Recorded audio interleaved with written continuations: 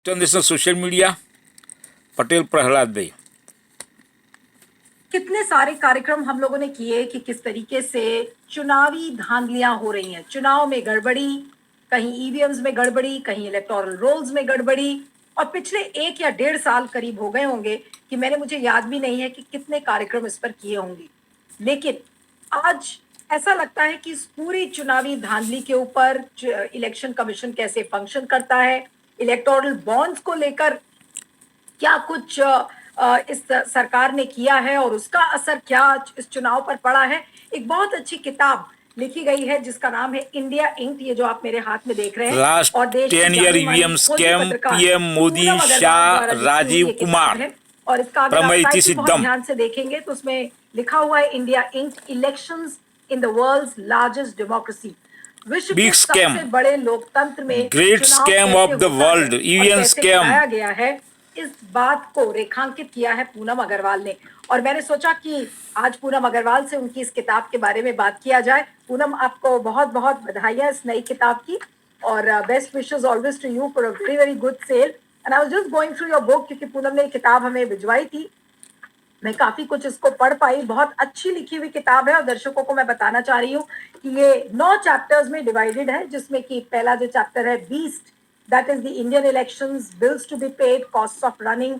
उसके बाद spectre of democratic backsliding, बहुत इलेक्टोरल बॉन्ड्स पर एक बहुत ही इंटरेस्टिंग एक पूरा chapter electoral history bonds of पर भी है। बिग उसके स्कैम एंड बाद the loss legal of career of nation political history finance on ऑफी एंड द लंचेस, ये भी वर्स्ट बहुत अच्छा चैप्टर ईवीएम था। पीएम। इसमें चुनाव इंडिया आयोग की have last 10 year biographies no PM. किताब में है। और कुछ सवाल भी बड़े बड़े पूनम ने इस किताब के जरिए रेज किए हैं। और अभी तक ये लग रहा था कि ये जो चुनावी धांधलियों के ऊपर जो हम बातचीत कर रहे हैं वो हमारे आम प्रोग्राम्स का एक हिस्सा बन गया था। लेकिन क्योंकि ये अब सारी चीजें एक किताब में समाहित हो चुकी हैं और इस किताब को ज्यादा से ज्यादा लोग दर्शक पढ़ेंगे और आने वाली जब ईवीएम जनरेशन स्कैम, पढ़ेंगी तो वो हाईजैक समझ हाउस, पाएंगी कि चुनाव अनएजुकेटेड, आयोग और हमारी करप्टेड जो चुनावी नेशन प्रक्रिया लॉस्ट थी वो 10 कितने years बड़े क्राइसिस से and गुजर back रही थी। 100 तो years. आज इसी किताब के बारे में हम पूनम से बात करेंगे। Poonam, Worst thank you so much EVM for joining. PM of the और history of the पहला world. सवाल यही है कि आपको कितना टाइम लगा, क्योंकि बहुत ज्यादा ये लंबी किताब नहीं है। और कभी कभी लोग बुक की थिकनेस को देख के डर जाते हैं, लेकिन मुझे कहीं भी ऐसा नहीं लगा। बहुत ही इंटरेस्टिंग ये किताब थी और बहुत ज्यादा पढ़ने वाली किताब नहीं है, लेकिन बहुत अच्छे से आपने इसको समराइज करके हर सारी बात को सामने रखा है। तो आपको कितना वक्त लगा इस किताब को लिखने में?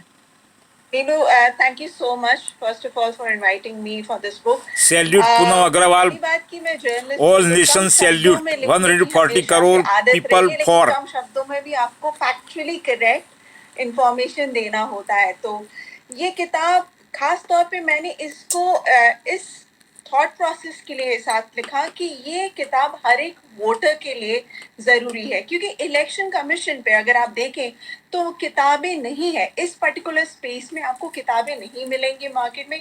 और जब हम India election commission garbage commission, ये बहुत इंपॉर्टेंट है हमारे लिए समझना कि इलेक्शन कमीशन वो कॉन्स्टिट्यूशनल बॉडी है जिसके शोल्डर पे सारी जिम्मेदारी है democracy. Rajiv Kumar sent jail minimum 50 years. जिम्मेदारी है कि What are doing of the Supreme Court? Respect to Supreme Court. इसीलिए इलेक्शन कमिश्नर्स का चुनाव भी एक न्यूट्रल तरीके से किया जाए, इस पे बार बार चर्चाएं हुई हैं। और जब हमारे फोर पेरेंट्स ने ये लिखा था, हमारा जो कॉन्स्टिट्यूशन लिखा था, कॉन्स्टिट्यूएंट असेंबली जब बैठी थी उस समय भी इस बारे में चर्चा हुई थी कि किस तरह से चुनाव किया जाए इलेक्शन कमिश्नर्स का, ताकि चुनाव में किसी तरह का हेरफेर ना हो और एक बहुत ही ट्रांसपेरेंट तरीके से किया जाए। इसलिए इस किताब को मैंने शुरुआत ही वहां से की है जहां पर आपको थोड़ा हिस्ट्री मिले कि हमारे जो फोरफादर्स ने सोचा था, क्या इलेक्शन कमीशन आज की डेट में उस तरह से फंक्शन कर रहा है कि नहीं। साथ ही उसमें मैंने एक चीज जो और भी इम्पोर्टेंट लिखी, पहले इससे पहले मैं आपको बता दूं कि कितना समय लगा मुझे किताब लिखने में। कि ये किताब मैंने लास्ट ईयर शुरू किया था इलेक्शंस के पहले, मतलब आप समझिए आसपास करप्शन कमीशन, इलेक्शन खत्म होने तक का इंतजार करना पड़ा मुझे, क्योंकि जब तक इलेक्शन खत्म नहीं होता तो राजीव कुमार इसमें जो जिक्र किया करप्टेड पर्सन इलेक्शन से रिलेटेड वो मैं मेंशन नहीं कर पाती। तो अगर आप सही देखे तो पूरा फोकस मेरा इलेक्शन खत्म होने के बाद, लोकसभा इलेक्शंस के खत्म होने के बाद पूरा फोकस इस किताब पर गया। और क्योंकि इसमें मैंने बहुत सारी चीजें अपने स्टोरी से भी रिलेटेड लिखी हैं जिसके बारे में मैं बताऊंगी, तो एक वो फ्लो बना रहा, जो चीजें रही सामने हुई हैं उसको मुझे पेन डाउन करने में ज्यादा समय नहीं लगा क्योंकि वो माइंड में फ्रेश था। तो मैं इस किताब का फ्लो मैं सिर्फ आपके व्यूअर्स के लिए बताना चाह रही हूँ कि इलेक्शन कमीशन का गठन कैसे हुआ, क्या हमारे फोरफादर्स ने सोचा।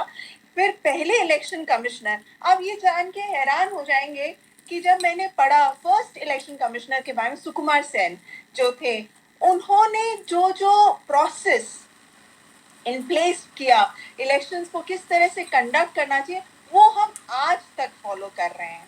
मतलब 90% आप समझ लीजिए उसको आज भी फॉलो किया जा रहा है, फर्स्ट इलेक्शन के टाइम से आज तक। तो आप ये समझिए कि जो पहले हमारे इलेक्शन कमिश्नर थे उन्होंने कितना फोकस करके कितना थॉट प्रोसेस किया उस चीज को लाने के लिए। और जो सिंबल, लेकिन 2014 आफ्टर 10 years पॉलिटिकल पार्टीज आज सिंबल्स EVM scam, हर जगह आप देखेंगे लोटस ले जाते हैं या हाथ दिखाते nation हैं, lost 100 या years झाड़ू या सिंबल पे focus before yet symbol after also always fail EVM PM India have last 10 year no PM। वो चिन्ह देखकर वोट डाल सके, ये पर्पस था। लेकिन आज के दिन आप उसको देखेंगे ड्रामा इलेक्शन अभी तो एक ड्रामा इलेक्शन चलता है, no democracy, no truth election. और उसके बाद Rajiv Kumar is big scam of the world. Funding जो हमेशा से इशू रहा है उस पर बातचीत होती आ रही है आज से नहीं सालों से। और पॉलिटिकल फंडिंग और इलेक्शन का कनेक्शन कितना जरूरी है, तो वहां पर इलेक्टोरल बॉन्ड्स आता है। तो उस TN Session after election commission wrote good working।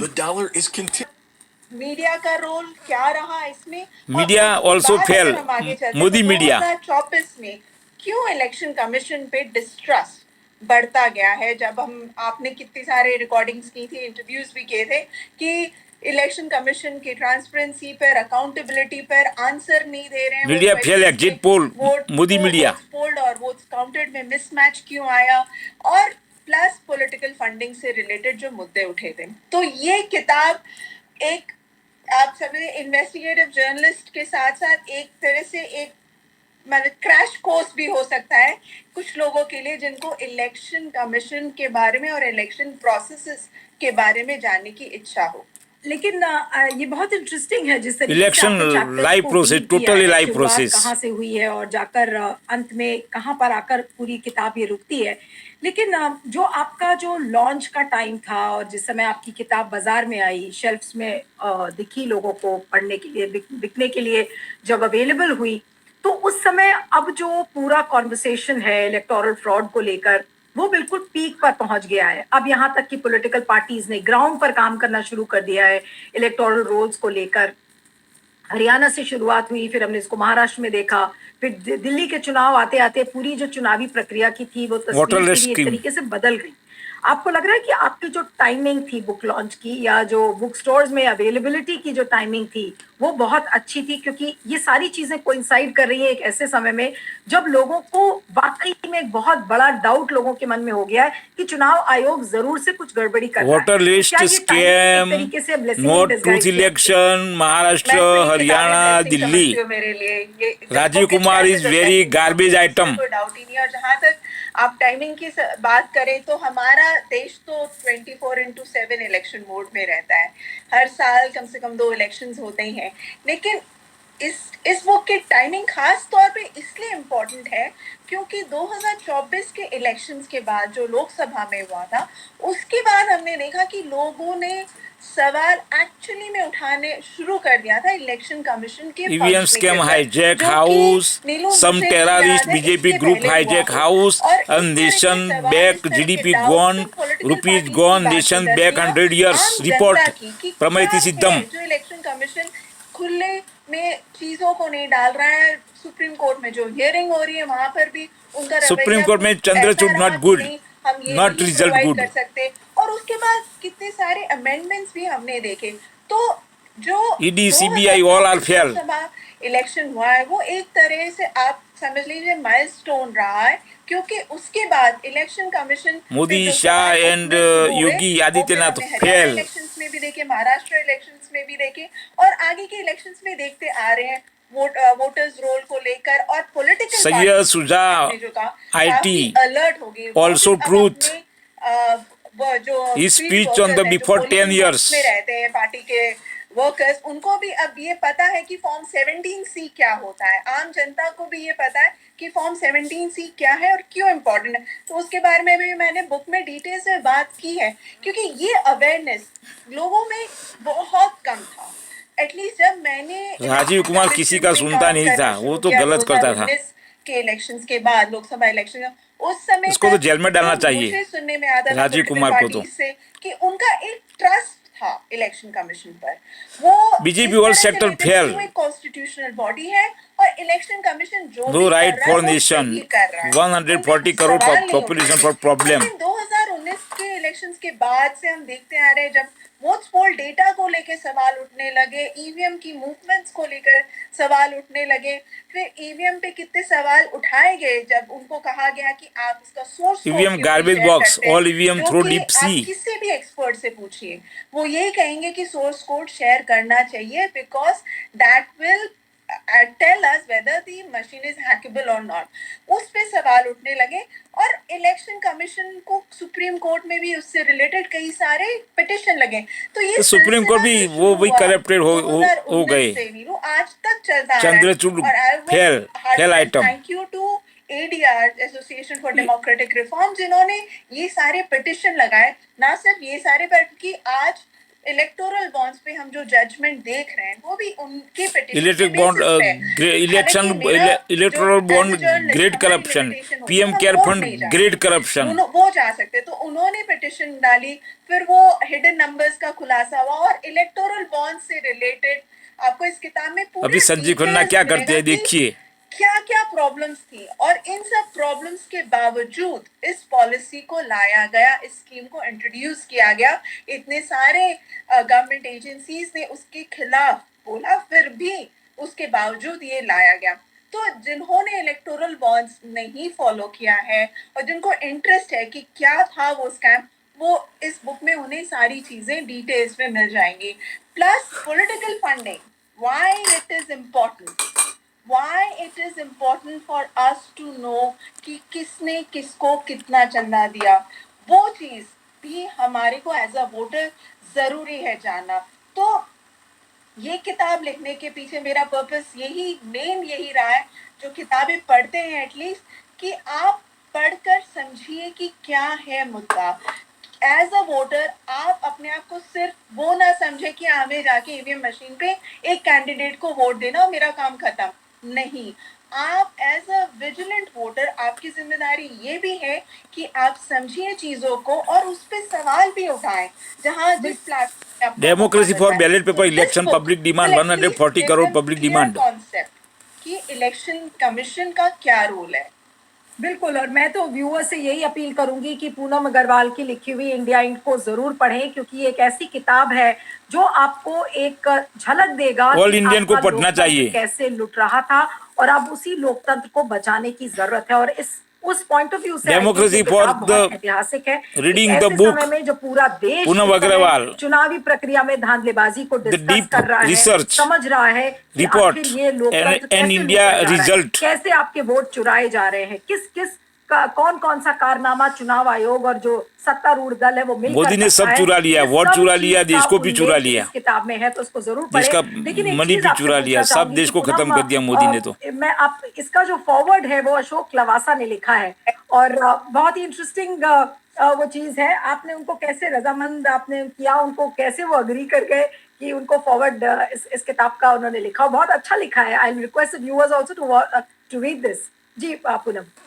मैं इसी पे जाने वाली थी, आपने सवाल पूछ लिया। Ashok Lavasa ji, first of all I want to tell him thank you, heartfelt thank you.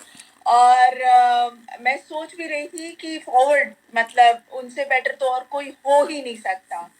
मेरे ख्याल से he is a person with lots of integrity, he is a person who is looked upon as a very honest bureaucrat. और उन्होंने जिस हालात में election commission भी छोड़ा था, हम सबको पता है क्या कंट्रोवर्सीज हुई थी। तो जब ये किताब मैंने लिखी, बताया उनको कि ऐसे ऐसे लिख रही हूँ, हालांकि उनके पास थोड़ा समय का क्रंच था और आप जानते ही हैं कि हर एक चीज का डेडलाइन होता है, तो उनको मैंने कहा, रिक्वेस्ट किया कि 140 सर करोड़ डेडलाइन है, पॉपुलेशन 30 फॉर दिन के अंदर मुझे इंटरनेशनल सबमिट सोशल करना है। मीडिया, आप मानिएगा यूएसए नहीं, वो सैल्यूट, वेरी ही ट्रैवल कर सैल्यूट, रहे थे, but he did it. The He scam open, agreed to very rescue salute. it, and I'm really thankful to him. और मेरी उनसे कभी बातचीत उतनी नहीं हुई है, बहुत ही लिमिटेड बात हुई है इलेक्शंस के टाइम, कुछ इश्यूज पर, इलेक्टोरल बॉन्ड्स और कुछ अंडरस्टैंडिंग इलेक्शन कमीशन से रिलेटेड मुझे चाहिए था, तो उस पे हुई है। लेकिन अशोक लवासा जी ने ये जो फॉरवर्ड लिखा है, I would say please read it. उनका ये फॉरवर्ड एक तरह से एक पूरा ग्लिम्स देता है आपको पूरी चीज का, इलेक्शन कमीशन की क्या जिम्मेदारी है, किस तरह से उन्हें फंक्शन करना चाहिए इलेक्टोरल प्रोसेस। तो वो एक है उनका ये forward is, it's like you know a diamond on the crown, I would say. तो ये I am really thankful for him.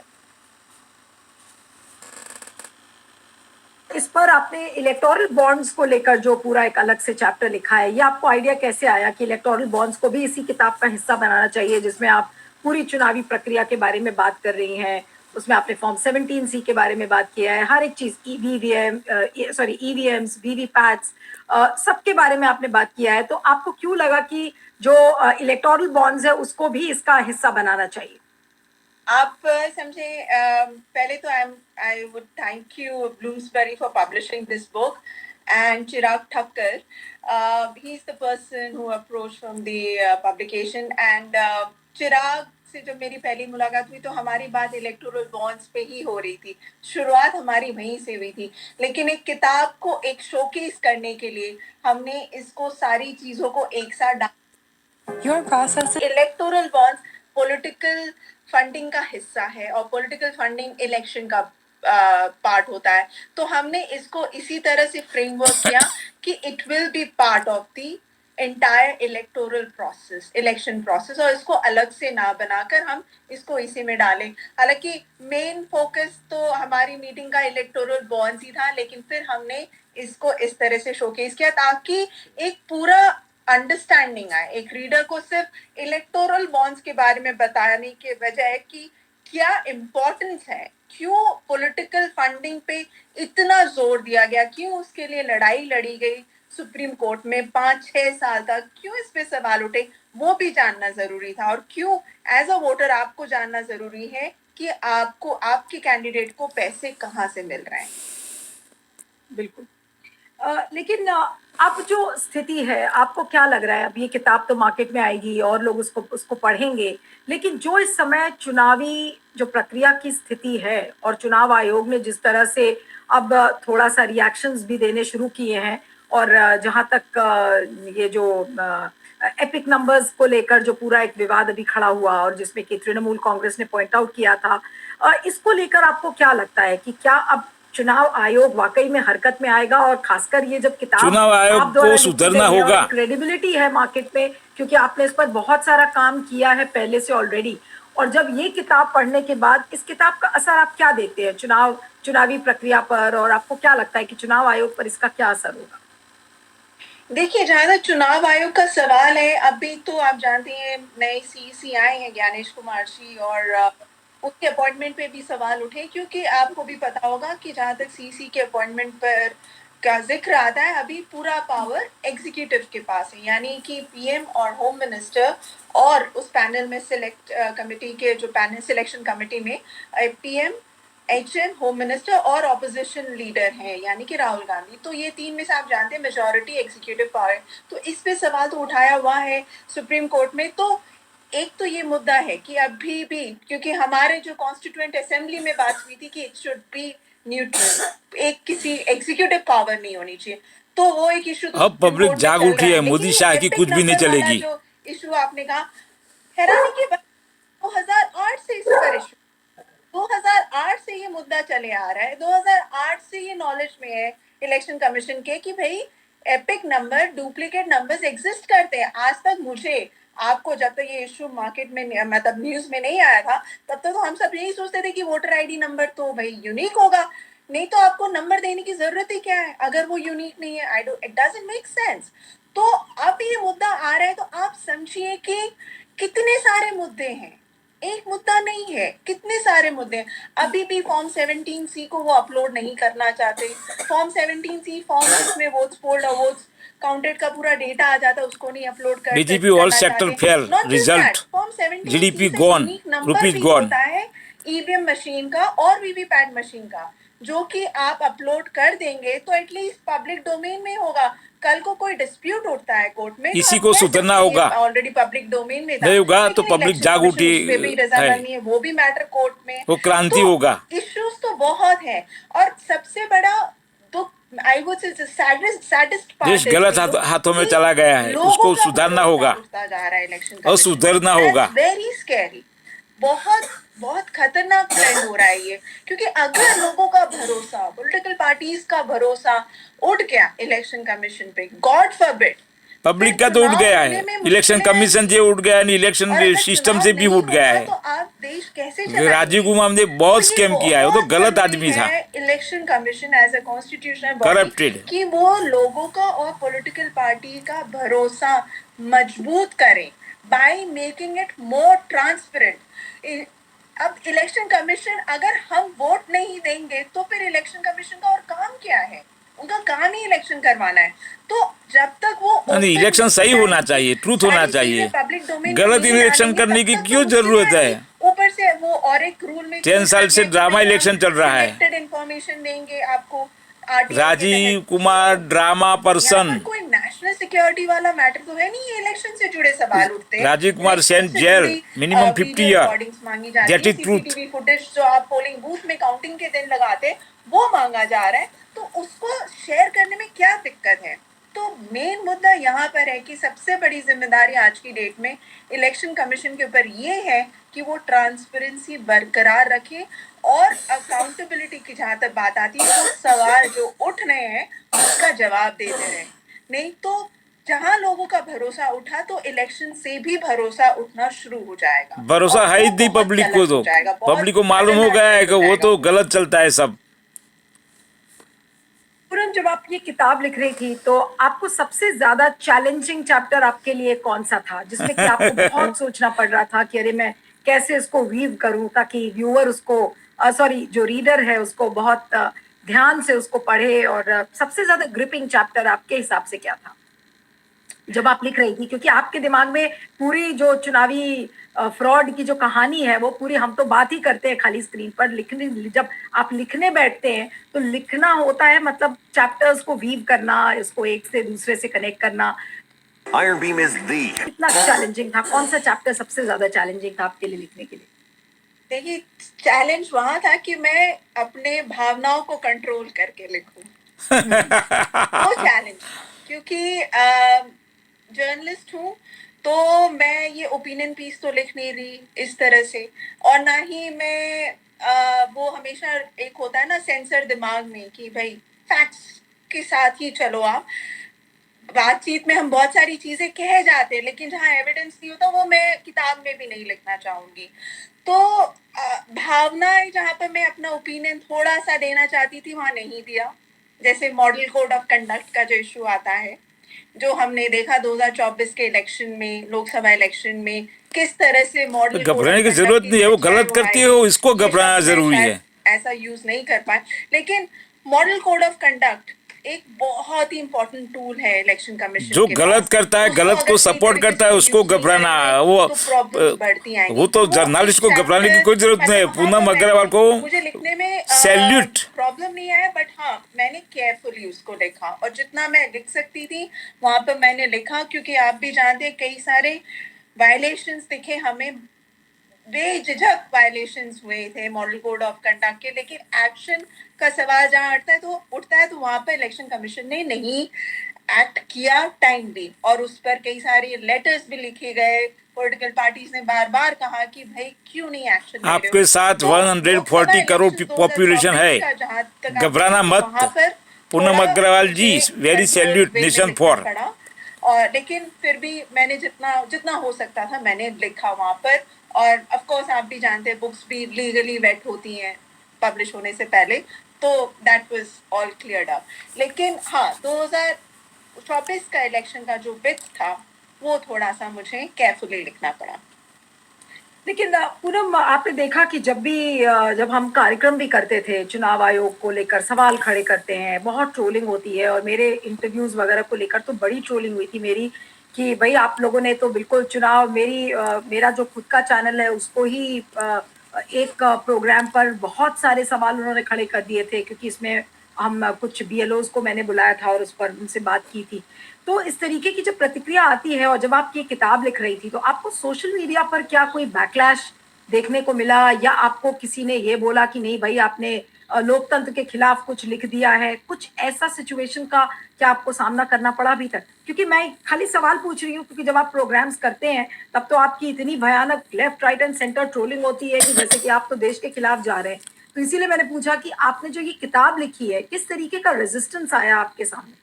कोई आया अभी तक? किताब पे रेजिस्टेंस लाने के लिए ना पढ़ना पड़ेगा ना उन्हें। गधे को शेर बनाने के चक्कर में देश बर्बाद हो गया।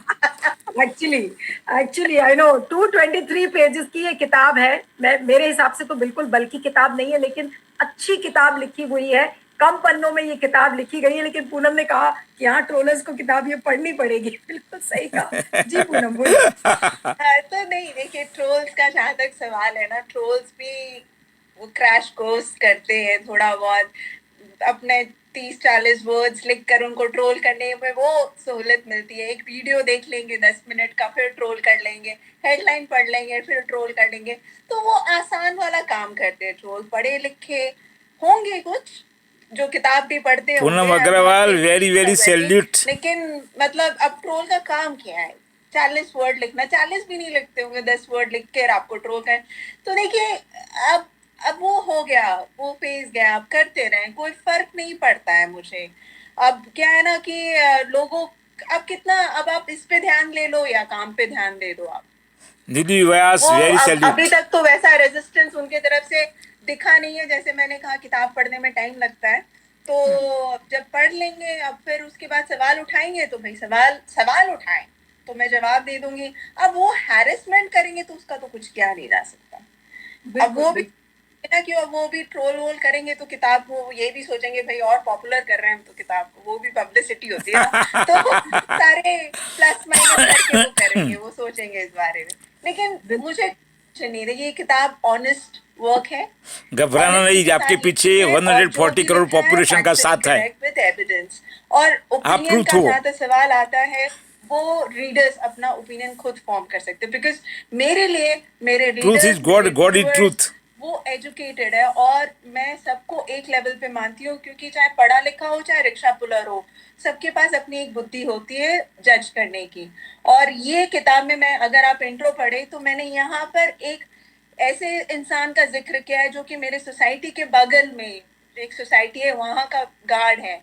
उसने आकर मुझे थैंक यू बोला फॉर इलेक्टोरल बॉन्ड्स एक्सपोजे। और जब मैंने उनको बताने की कोशिश की, समझने की, उन्हें समझ आया कि नहीं, उन्होंने मुझे समझाया कि ये होता है बॉन्ड्स। तो मैं, it was a learning for me also कि इंसान को आप जैसे बोलते हैं ना, डू नॉट जज the book based on the cover, वैसे ही आप इंसान को उनके प्रोफेशन से ना जज करें। They are intelligent. और मैं पूरी कोशिश करूंगी कि ये हिंदी में आए, क्योंकि उसकी रीच ज्यादा होगी। या ऑल इंडिया की नहीं, बहुत पॉपुलेशन अच्छा पढ़ेगी idea है आपकी अगर ये बुक को। किताब हिंदी में आएगी। एक सवाल इसके पहले कि मैं टाइटल का इंडिया पूछूं, कि ये इंडिया इंक का जो टाइटल इंक। था, ये भी बहुत क्लिक करता हुआ टाइटल है कि इंडिया इंक। तो ये आपको शब्द कहाँ से आप, और कभी कभी होता है जब आप किताब लिखते रहते हैं, रैंडमली वो टाइटल ध्यान में आ जाता है, या आपने बहुत सोच समझकर टाइम बिताया कि वो क्या टाइटल इसका रखे? मैंने कहा इसका पूरा क्रेडिट जाता है चिराग ठक्कर और ब्लूमसबेरी को, क्योंकि उन्होंने दिस टाइटल, पहले हमारा टाइटल दूसरा था, बट हमने फिर उसको चेंज करके वी सेटल्ड फॉर दिस। नहीं, it's a beautiful title and a beautifully written book. तो मैं सभी व्यूअर्स से गुजारिश करूंगी कि इस किताब को जरूर पढ़ें, और ज्यादा टाइम नहीं लगेगा, मैं तो सारे प्रोग्राम करने के बीच में मैंने सारे इस किताब इंडिया खत्म पढ़ेगा की तो पढ़ेगा और तो मुझे इंडिया बहुत अच्छा लगा आगे किताब पढ़ जाएगा। के, और लग रहा था ऐसी बहुत सारे एस्पेक्ट्स हैं इतने प्रोग्राम्स करने के बावजूद भी। जब मैं पढ़ रही थी पूनम तो ऐसा लगा अरे मुझे ये एस्पेक्ट नहीं पता था, उसको यानी मैंने एजुकेटेड underline होगा किया। तो ये जो गार्बेज आपकी लोग चले किताब मेरे जाएंगे। हाथ में है, इसमें कई वो पेजेस पॉलिटिकल में गार्बेज लोग घुस गए ना, उसको निकालना है। रेफरेंस रखने के लिए कि मैं जब प्रोग्राम करूं तो इस किताब को एज अ रेफरेंस भी यूज करूं। तो सभी व्यूअर से गुजारिश करूं